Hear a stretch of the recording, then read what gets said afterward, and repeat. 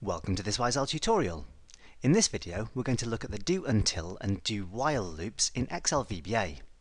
We'll begin the video with a look at the basic do loop statement and how you can get a set of instructions to be repeated in your code. Once you've established how that works, we'll look at the various ways you can conditionally end your loops. So we'll compare do until with loop until and do while with loop while, and we'll also show you how you can exit from a loop prematurely. Once we've covered all the basic syntax of loops, we'll look at some practical examples where you might find those actually useful in the real world. So there's quite a lot to do. Let's get started. In programming, a loop is simply something which allows you to repeat a set of instructions within your code. And in VBA there are several different types, but this video is going to focus on the do loops, or the conditional loops. To demonstrate the absolute basics of how a do loop works, I'm going to switch back to the Visual Basic editor. You can see I've made a start on a very basic subroutine. It selects range A3 and then it moves down one cell. And what I'd like to happen in this subroutine is that once I've moved down one cell, I'd like that action to carry itself out again, and again, and again, and again, and so on. And in order to do that, I'm going to wrap it up inside a do loop. To make that work, all I technically need to do is write the word do above the instruction I want to repeat, and then the word loop below the instruction I want to repeat. And just for a bit of tidying up, I'm going to indent the code within the do loop. I could have written more than one instruction here. You don't just have to carry out just one single action. We could have a whole list of instructions being carried out, but technically this is all you need, the word do and the word loop. So what we're going to do is look at what happens when I step through this code. So I'm going to move my screen over so we can see what's going to happen. Then use the F8 key to begin stepping through. So range A3.select, that's going to happen once, and we can see that happening in the background. And then I begin the do loop, which says move down one cell. And then it says loop, which means go back to the top of the set of instructions after the word do and carry those out again. So every time I press F8, essentially what's going to happen is I'm going to move down one cell forever and ever and ever. In fact, if I hold down the F8 key, you'll see this happen. If I hold down F8, it just carries on going down and down and down and down, and there's no end to this loop at this point. So the next stage is to work out how we can make our do loop stop. The way that you end a do loop is by evaluating some form of condition, and when that condition is met, the loop will automatically end. So we need some kind of condition that will stop this program from moving down one cell at a time. And I think what I would like to do is I'd like to carry on moving down my list of film IDs until I've run out of IDs, so essentially until I reach a blank cell. So there's one fairly straightforward way to test for this, and we simply need to insert that test into the correct part of our code. So what I'm going to do, just move my screen over so we can see the full width of the screen again. I'm going to add a condition to the do statement, and I'm going to add a condition that says until active cell.value equals double quotes, which essentially tests the cell for an empty string, which is a quick and convenient way to test for a blank cell. So what will happen now if I step through this code again, while we can see the screen in the background, using the F8 key. In fact, if I hold down F8 for a while to get quickly towards the end of the list, we're going to go down one further cell. So you can see each time we reach the do line now, it evaluates this condition. It checks, is the active cell value an empty string or is it blank? When that condition is not true, we enter the loop and perform any of the instructions in there. The next time we go back to the do until statement this time, again we're going to check, is the active cell value an empty string or blank? And this time the condition will evaluate to true because we are in an empty cell. So when I hit F8 now, we'll exit the loop and we continue executing any instructions that happened after the loop, but as there aren't any, that's the end of our subroutine. So if I just hit F5 to run this through from start to finish quickly, we'll see no change. We just end up at the bottom of our list. Let me just select a different cell to begin with. You can see that we just simply end up at the end of our list. Now the condition for your do loop doesn't have to appear on the do statement. You can actually move this logical test to the loop statement instead. I'm going to do that by selecting the text and then just clicking and dragging it in the code. I need to make sure there's a space between the words loop and until. So this loop will now do almost exactly the same thing, that the previous one did. If I use F8 to begin stepping through, we'll see in the background it selects cell A3, and then it moves down a cell and carries on going, it carries on looping in that until the active cell's value is empty. So, move down one more cell, we reach an empty cell, and then it stops the loop. Now there is one subtle difference between a do until and a loop until statement, and I can demonstrate that best if I switch back into Excel quickly and select a blank worksheet. Switch back to the VBA editor. I'm going to step through this code again so you can see what happens. We select cell A3, and then we enter our loop, move down one cell, and then evaluate whether we're in an empty cell. And that's true, so the loop will end and the subroutine will end as well. So that means we end up in cell A4. Now if I move my until statement back to the do line, and I step through this subroutine again, we select cell A3, and we immediately evaluate, are we in an empty cell? Well, that's true, so that means this time the loop is never entered. I don't move down one cell, it exits the loop immediately and ends the subroutine, so this time we end up in cell A3. So it's worthwhile understanding that where you put the condition affects where it is evaluated.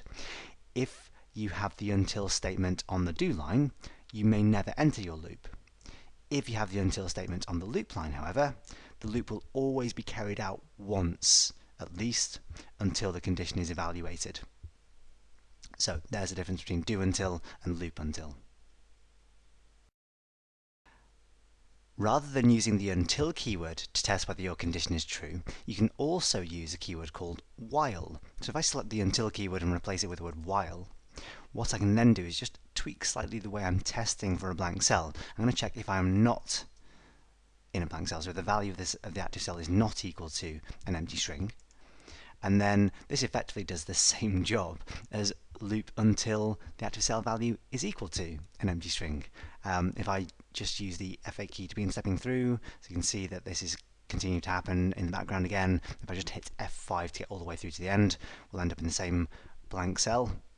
And again, I can place this logical test, this condition, on the do line as well. So I can say do while the active cell value is not an empty string, and if I begin using F8 to step through, once again exactly the same thing happens, F5 to get all the way through to the end.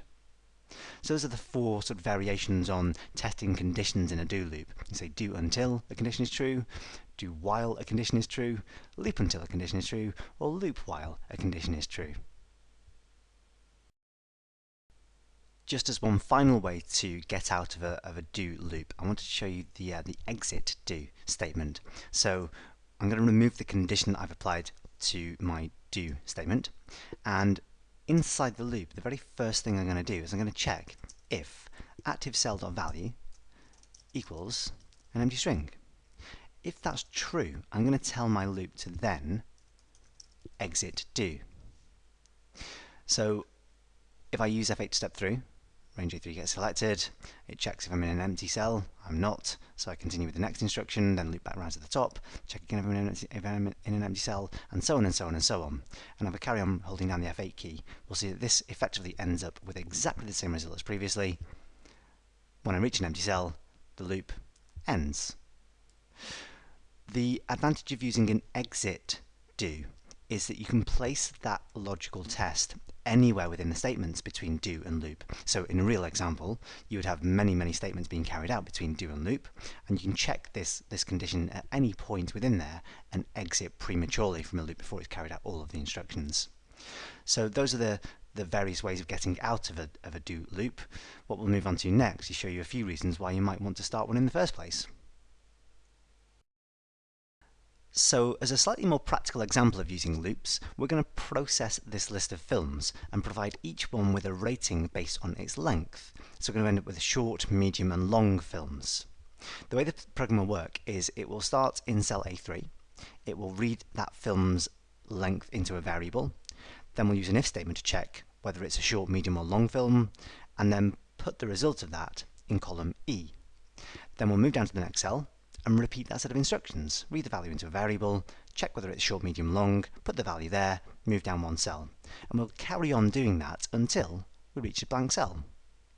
So, to make that work, let's go back into the VB editor, and I've reverted back to my basic do until loop. So I'm going to do until the active cell's value is empty, and I've still got my active cell.offset 1,0.select to move down one cell.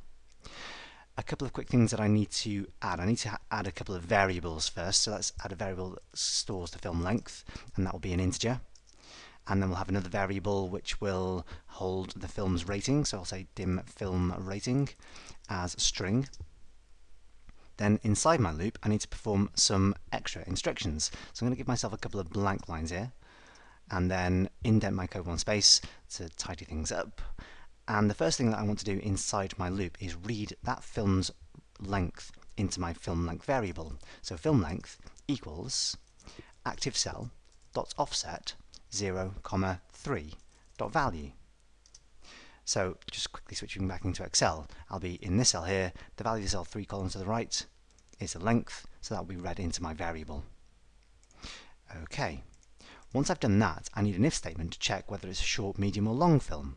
So we've created a video on if statements before, so I'll run through this reasonably quickly. If the film length is less than 100, then I want to store the value short in the film rating variable.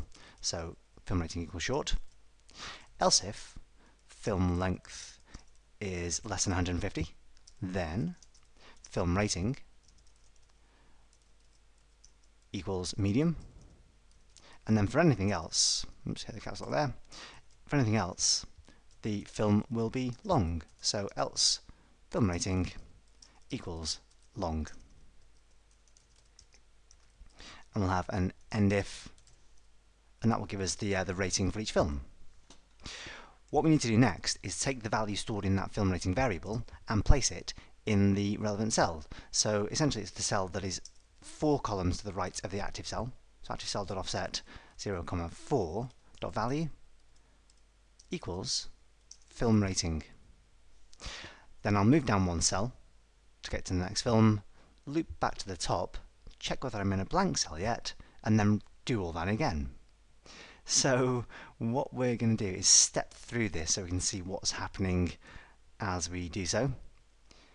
And I'll see part of the screen now. Let's see what we can do. If you start using F8 to begin stepping through, so we'll see we select cell A3, and then I'm going to enter my loop. I'm going to check if I'm in a blank cell yet. Well, I'm not in a blank cell, so I'm going to enter my loop, and then I'm going to pick up the length of that film and store it in my film length variable. So the length of that film is 143 minutes. That's what gets stored in my variable. And then I'm going to process my if statement. 143 is not less than 100, but it is less than 150, so the film rating must be medium, and that gets stored in the film rating variable. And then I'm going to put change the value of the active cell, or the cell 4 columns to the right of the active cell, to be equal to the film rating. There it is. And then I move down one cell, go back to the top, check if I'm in a blank cell. I'm not, and then do it all again. If I just hit the F5 key to get all the way through to the end of this loop, we will simply end up with, reasonably quickly, it's a fairly short list obviously, reasonably quickly, a list of rated films.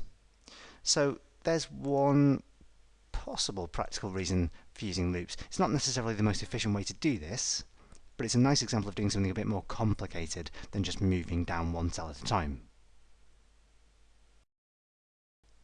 Okay, so that was a fairly easy example of using a do until loop to populate the values of some cells. But in the real world, you would almost certainly never use a do until loop to create this simple list of long, medium and short.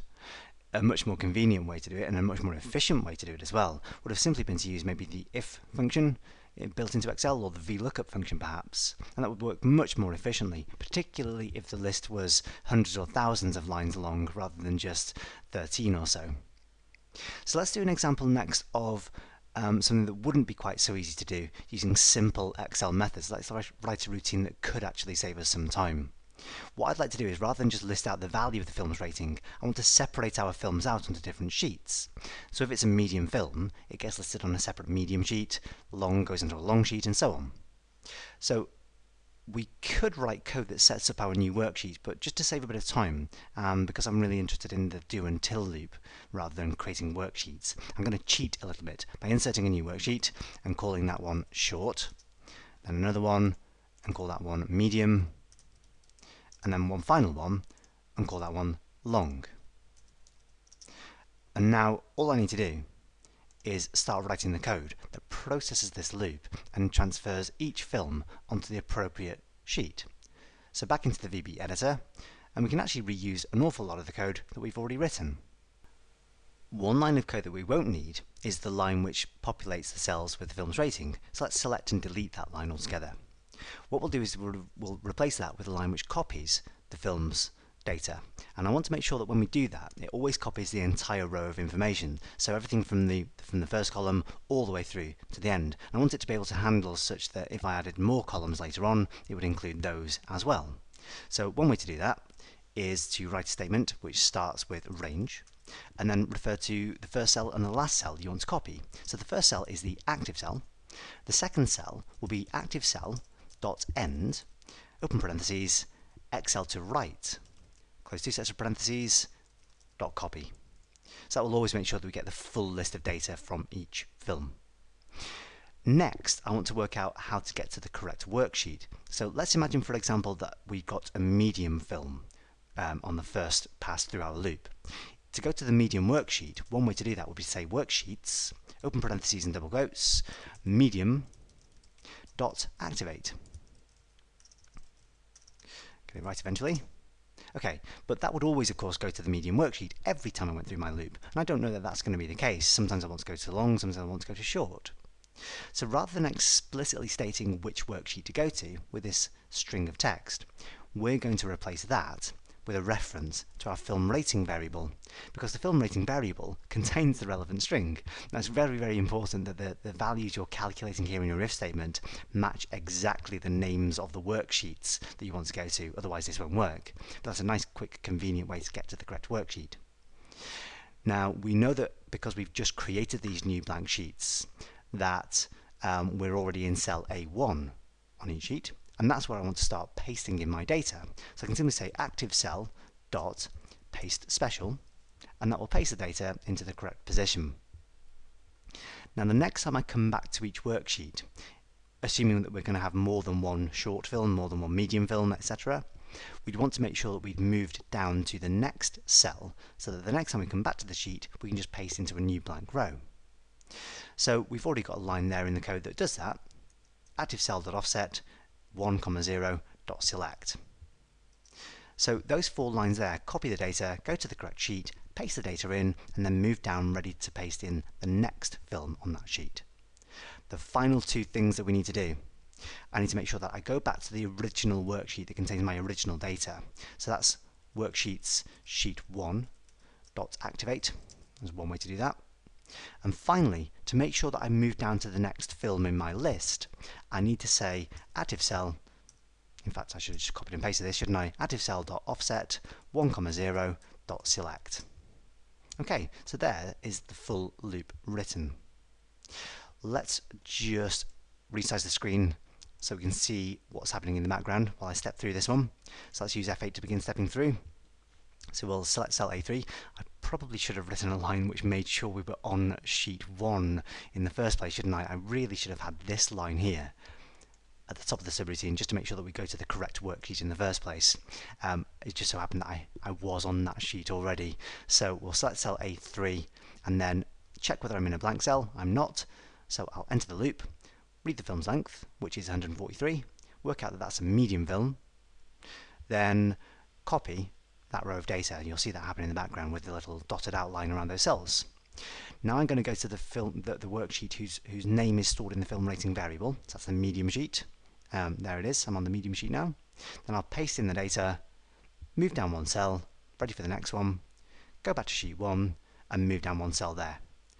Loop back to the top, check the condition again, am I in a blank cell? Nope. So I'll do exactly the same thing. This time I get a film length of 165, which is a long film. Copy the data, go to the long worksheet, paste it in, move 1 cell down, back to sheet 1, and so on.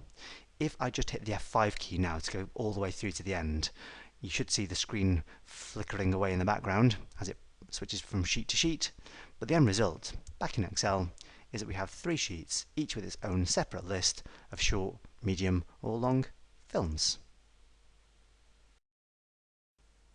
Now there's plenty of scope for tidying up this routine to make it work a little bit more efficiently or a little bit more neatly. So for instance, we could turn off the dotted outlines around the last cells that we copied. We could make sure we go to each worksheet in turn and make sure the columns are wide enough to display all the information, maybe copy the column headings in, and so on and so on and so on. There's one particular thing that I'd like to show you very quickly, that as a way to make sure that your code runs slightly more efficiently. I don't know if you noticed when we hit the F5 key, you could actually see the screen flickering in the background as it switched backwards and forwards between different worksheets.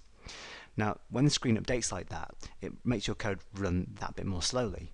And one simple thing you can do to speed up code when it's running is to turn off the screen updating. And it's a relatively straightforward thing to do. If I go back to the Visual Basic Editor, what I can do is add a single line to the top of my subroutine before I start doing anything effectively, which says application dot screen updating equals false. And what that will do is when the subroutine first begins, it will tell the screen not to redraw itself as things change. Effectively what that means is that you won't see anything happening at all while your subroutine is running, unless you're stepping through. Actually, it will happen if you step through, but if you just run it from start to finish using the F5 key, everything will just happen essentially invisibly. Now it's worthwhile resetting that setting at the end of your subroutine. So after the loop, before we reach end sub, we're going to paste that in and set screen updating to true. So what we'll do now, make sure you can see the screen in the background. I'm going to hit the F5 key. You shouldn't be able to see much happening at all this time, other than the end result being the dotted outlines around the last copied cells. It's not easy to see the advantage in terms of speed with such a short list of data, but if this was hundreds or thousands of lines long, the screen updating being turned off really does make your code run much more efficiently. So it's certainly worthwhile considering when you're writing loops that do a lot of transferring data around. One last quick thing we might do as well, just so we can turn off these silly little dotted outlines around the copied cells. This is a relatively simple thing to do as well. After we've finished looping, so we know that we've finished copying data, before I turn screen updating back on again, I'm going to say application dot cut copy mode equals false. I'll try that again. False. There we go.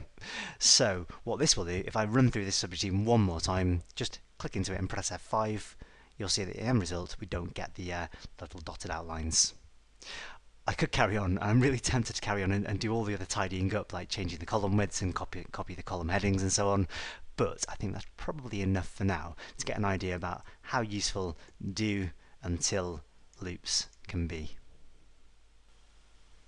If you've enjoyed this training video, you can find many more online training resources at www.wiseowl.co.uk.